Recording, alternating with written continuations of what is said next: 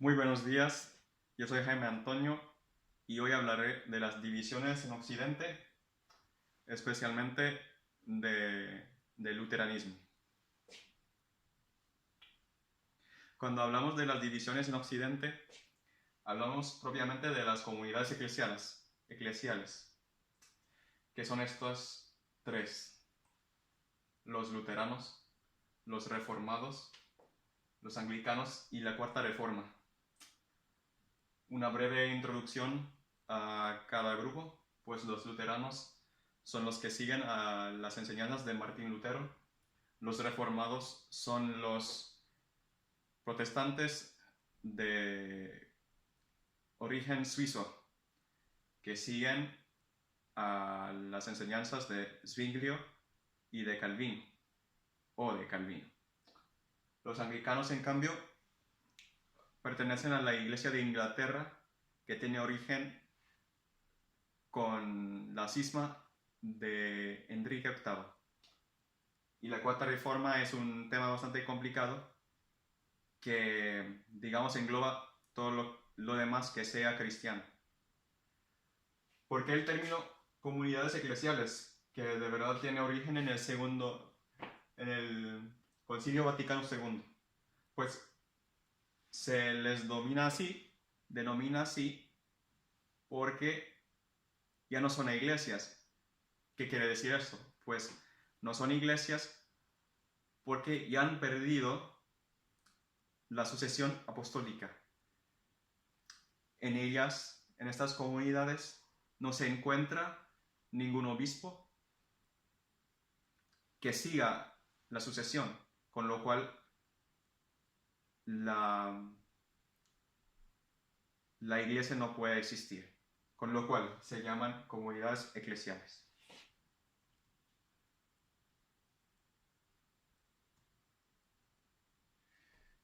Hay dos hombres que son los precursores de la Reforma Protestante, que por su doctrina o enseñanzas, digamos, prepararon el camino para la llegada de los reformadores, que son los señores John Wycliffe y Jan Hus. Pues Jan Wycliffe era un sacerdote franciscano que fundó el movimiento reformador de los Lollards. Sus propuestas de reformas encuentran posiciones contrarias a la libertad de Dios, a la causalidad sacramental, a la transustanciación eucarística y al papel de la Iglesia en la salvación. Fue seguido por Jan Hus, que de verdad se apoyó en los ideales de Wycliffe y continúa desarrollando digamos, con más profundidad, críticas al Papa y la Iglesia, con tinte cada vez más violento. Escribe de Iglesia, que tuvo gran difusión, y luego esto también se difundió entre los luteranos. Las dos personas fueron condenados por el Concilio de Constanza.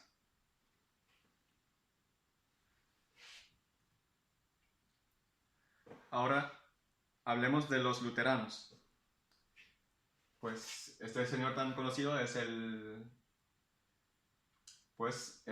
señor Martín Lutero, que vivió pues desde el año 1473 a 1546. Y pues es el primero de los verdaderas grandes divisiones dentro de la iglesia. Digamos que, bueno, aquí hay algunos rasgos y características muy importantes de su vida, su doctrina y sus creencias, digamos. Pues Martín Lutero creció en un ambiente más bien riguroso, ¿no? En una familia muy trabajador, y pues digamos que él tenía a su padre que era un hombre muy serio y de algún modo esto le condicionó um, para pensar, para tener este modo de pensar de la poquedad, digamos, del hombre. Pues esto se ve aquí, tenía o sea, él enseñaba de una manera muy rigurosa y como pues es increíble ver, ¿no? Que en ese momento el sentimiento religioso que tenía la gente tuvo una experiencia de casi morir, ¿no? En que estuvo fuera cuando había una tormenta de rayos, ¿no? Entonces sentía que se iba a morir y en ese momento pues decía, Señor, si me salves de esto, pues me doy a ti, ¿no? Entonces esto es el suceso de la tormenta. Bueno, de verdad se comprometió como vivió esa experiencia y sobrevivió.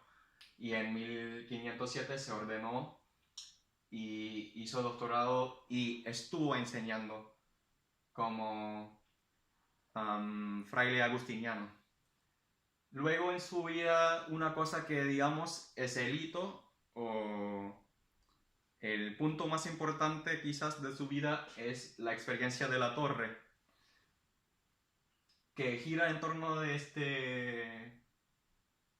este versículo de escritura, ¿no? De Romanos 1:17. El justo vivirá de la fe. Él tenía un drama interior, era un hombre bastante escrupuloso, ¿no? Y como para buscar consuelo, pues meditaba mucho las escrituras.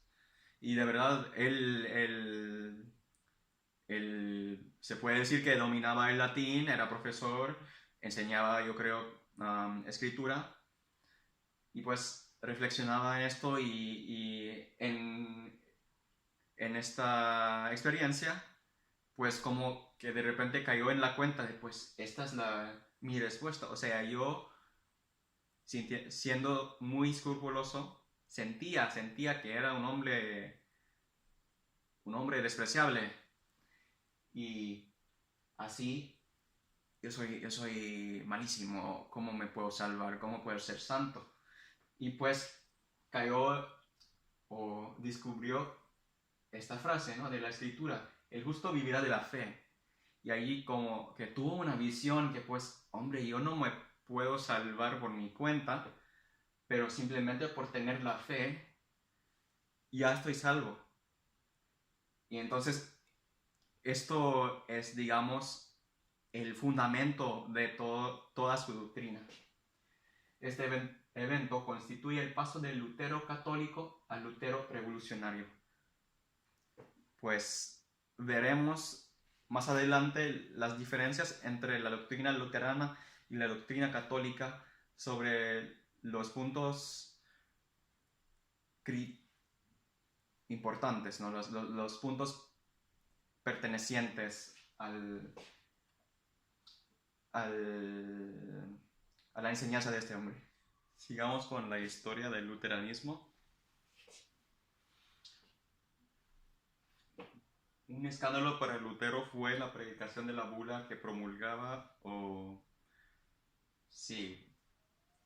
que promulgaba la recaudación de fondos para la construcción de la Basílica de San Pedro en Roma, como pues totalmente en contrario a su pensamiento de el hombre que no puede hacer nada para su salvación.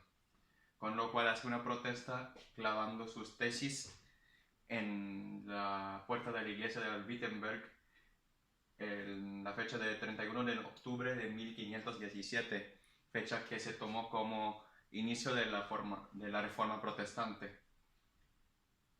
Estas doctrinas se iban afianzando y no recibían respuestas de la jerarquía de la iglesia por varias razones, entre ellas que pues no era un pueblo muy conocido y tampoco fue conocido Lutero, con lo cual la noticia no llegaba muy lejos para que pudieran reaccionar frente al acontecimiento.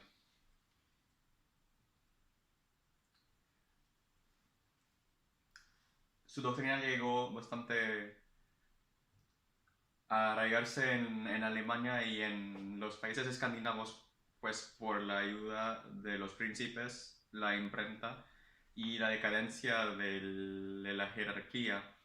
El pueblo cristiano veía que Lutero era un hombre que quería cambios buenos para la iglesia y no tenían ellos, es decir, el pueblo, incluso los príncipes, formación suficiente para poder saber que él estaba equivocado.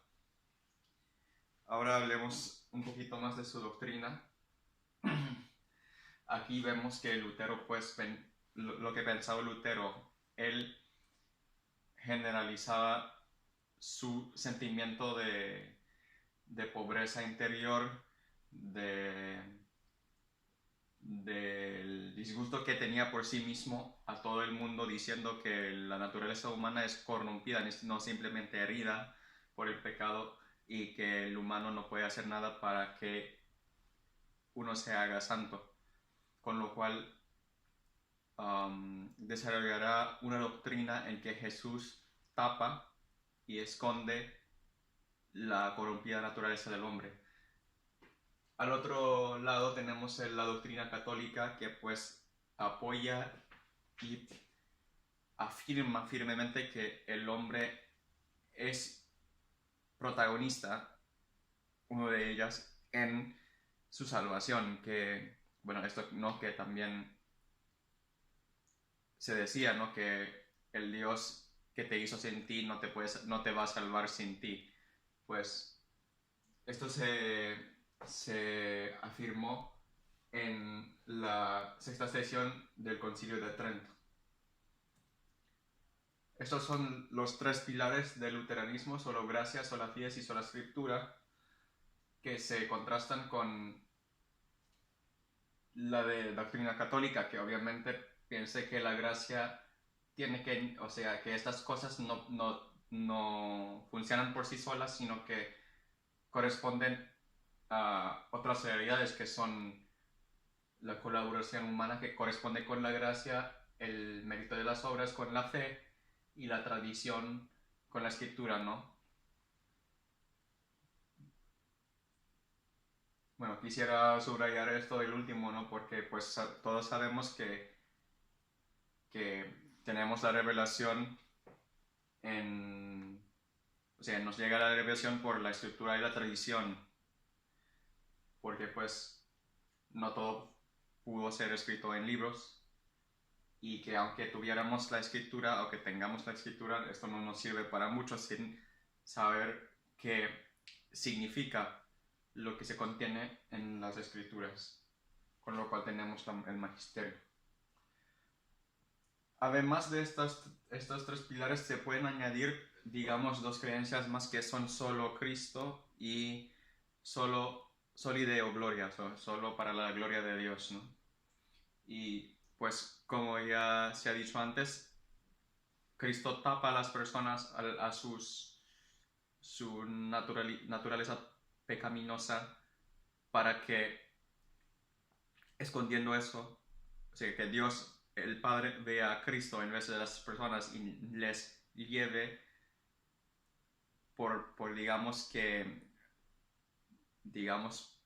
esta acción de Cristo, ¿no?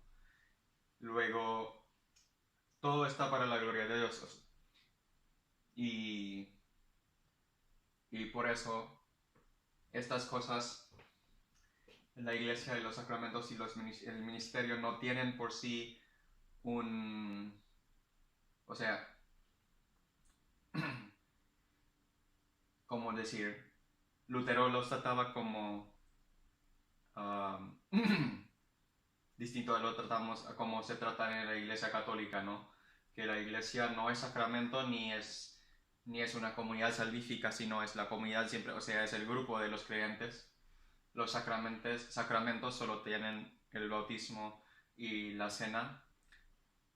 El bautismo es decir que uno ha sido salvado libremente y gratuitamente por Cristo, y la cena pues creen en la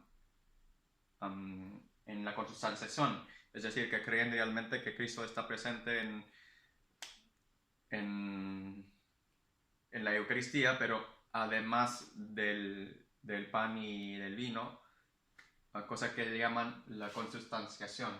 El ministerio es simplemente una necesidad de la comunidad, no es nada instituida por Cristo. Luego, en países escandinavos tienen episcopado, pero como simplemente para, digamos, una realidad y necesidad de, de función, que esto que haya alguien que vigile sobre los demás. En la historia, pues, la Bula Exsurge Domine en 1520 condena las enseñanzas de Lutero. En 1521, con la Bula de Ecce Romanum Pontificem, fue excomulgado. Fueron llamados protestantes porque pues en la dieta de Spira protestaron contra el Papa y el Emperador.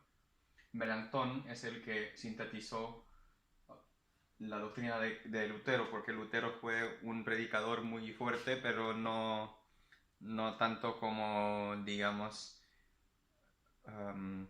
o sea, no tuvo la organización mental para poder, digamos, difundir todo que tuvo Melanchthon.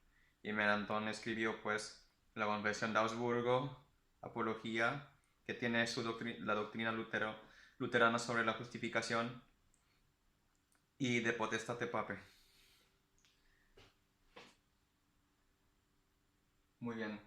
En el siglo, bueno, el luteranismo se difundió ya, como hemos dicho, en Alemania y en los países escandinavos, y luego con la emigración a América llegó ahí, y allí se mezcló con el cristianismo de los reformados, o sea, es decir, de los suizos, y ahí, digamos, salió la diáspora o la diversidad de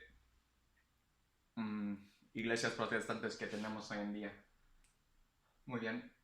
Movimientos dentro del luteranismo está en el siglo XVII, sale la ortodoxia luterana, que es como un asirse a la doctrina fundamental de Lutero, pero de manera rigurosa, con lo cual hubo una reacción que es la espiritualidad pietista, que es más espontánea que lo que brote del corazón de uno.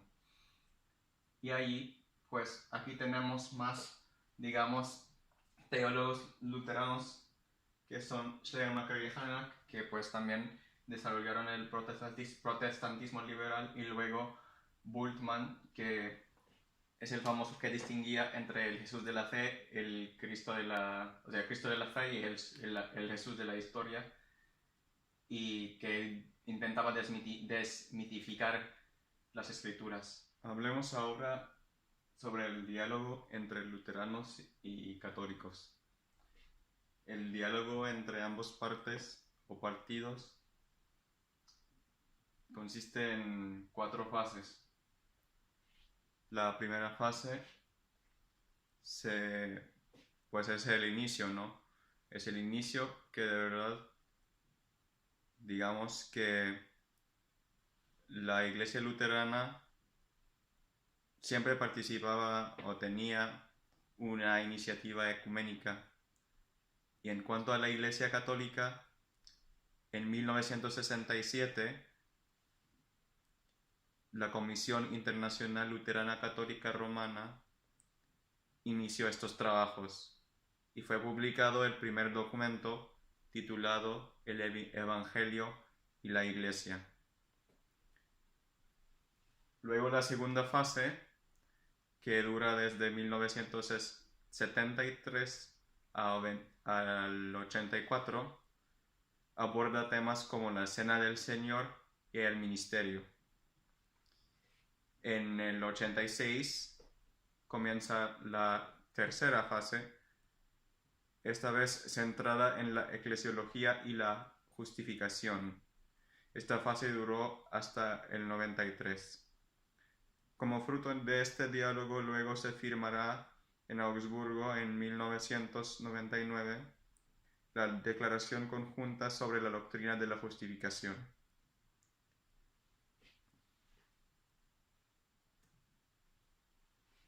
La cuarta fase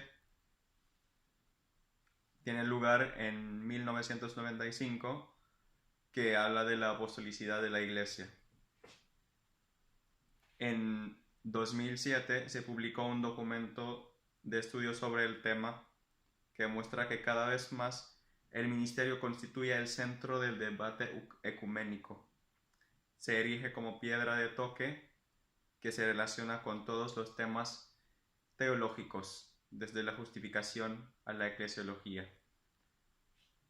Simplemente quería subrayar que es importante saber que estos son pasos hacia la unidad, ¿no? Pero aunque, por ejemplo,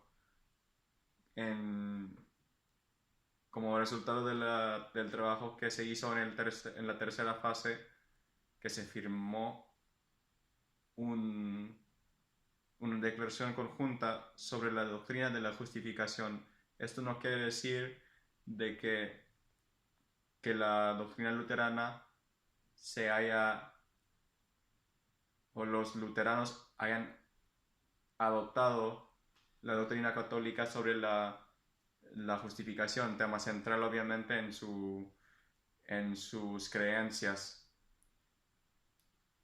Quedan muchas diferencias todavía, especialmente en estas tres facetas, digamos. Por ejemplo, la afirmación luterana del hombre como simul justus et peccator, o sea, la naturaleza corrompida del hombre. La doctrina de la justificación en el conjunto de las verdades de la fe, como ya hemos dicho, o la importancia de la cooperación humana en la justificación. Muchísimas gracias.